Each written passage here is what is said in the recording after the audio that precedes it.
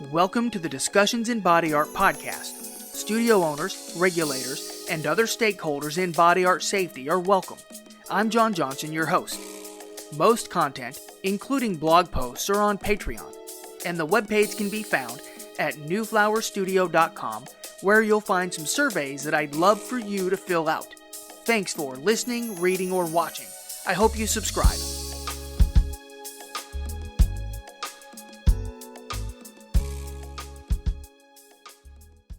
Welcome to Acronym City. I'm going to share with you some acronyms and initialisms you should be aware of if you're in some way involved in body art. Make sure to subscribe. Technical Advisory Group, TAG, is a committee which has a defined scope of work and operates under established policies and procedures. This is something I learned about when completing the paperwork for the AMI sterilization work group I'm a member of, which is working on sterilization standards for tattoo equipment, since paramedical tattooing now happens in some hospitals. AMI, the Association for the Advancement of Medical Instrumentation, won't be concerned with any other type of body art like piercing until it takes place in a healthcare environment with a medical purpose. AMI technical committees and working groups make recommendations concerning the need for new standards and other technical publications within its area of competency and expertise, determines when a document needs to be revised, drafts new and revised technical documents, and develops committee and public consensus on those drafts. Other duties, which occur less frequently, include developing consensus on official interpretations of standards and advising AMI on responses to government initiatives and other public policy matters within the committee's area of work. U.S. Technical Advisory Groups, TAGs, develop national consensus on international standards and technical information reports, TIRs, out for comment or vote. TAGs also make recommendations regarding other aspects of international standards participation, such as U.S. positions on international new work items, formation of U.S. delegations to international committee and subcommittee meetings, and nomination of U.S. experts to international working groups. Many AMI committees and working groups review international documents within their subject matter area to determine whether to adopt them as national standards or AMI TIRs. You can hear my discussion of AMI in Acronym City Session Part 3 and TIR's Technical Information Reports in the Acronym City Session 4. The topics of TIRs and TAGs are important because these are the steps that lead to standards, and while not intended for or directly applicable to body art, we do draw useful information from them, which is sometimes used to influence body art legislation. The tricky part is understanding when healthcare information is unique to healthcare and doesn't directly translate into a body art application. Instructions for use, usually abbreviated to IFU, is a manufacturer's document that provides guidance on how to safely and effectively operate or reprocess medical equipment and other similar products and devices. It covers everything from setup and operation to specific cleaning, sterilization, and maintenance guidelines.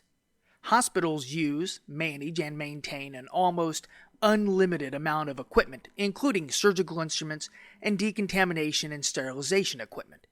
The IFU acts as the official manual that communicates warnings, precautions, and methods to prevent misuse and reduce the risk of errors. Reusable medical devices require strict reprocessing measures, which include cleaning, disinfection, and sterilization procedures. The IFU specifies sterilization parameters and chemistry that must be used. A standard IFU for hospital equipment will generally include the following sections: intended use, who should use the device, where it is applicable, and what it is designed to achieve. Technical specifications like operational parameters, power requirements, and performance limits. Step-by-step operations, clear guidelines on how to assemble, power on, calibrate, and use the device. Reprocessing and maintenance, exact instructions on how to clean, disinfect, and sterilize the equipment, as well as routine maintenance. Keep in mind that some medical devices must be disassembled into their different components, which may need to be decontaminated and sterilized differently before reassembly. Troubleshooting and warnings. The steps to take if the device malfunctions, and information for minimizing hazards. Technicians in sterile processing departments, SPD, read and follow these IFUs, and when something doesn't perform as intended, the first troubleshooting step is to review the instructions for use to make sure they were followed. This not only applies to decontamination and sterilization procedures, but the OR too.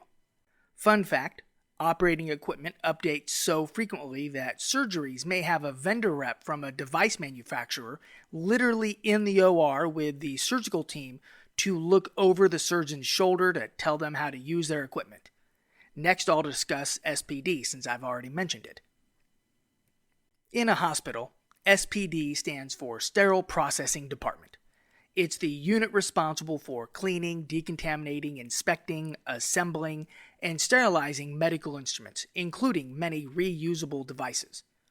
The SPD is kind of like the foundation of infection prevention and operating room safety, sometimes working 24/7 if the surgery department is big enough.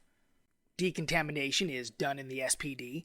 Washing, cleaning, and disinfecting soiled instruments returned from surgeries to remove blood and materials like tissues and bone. Examining instruments for cleanliness and damage is done in the SPD, making sure they're fully functional, clean, and organized properly in surgical trays, packages, and containers.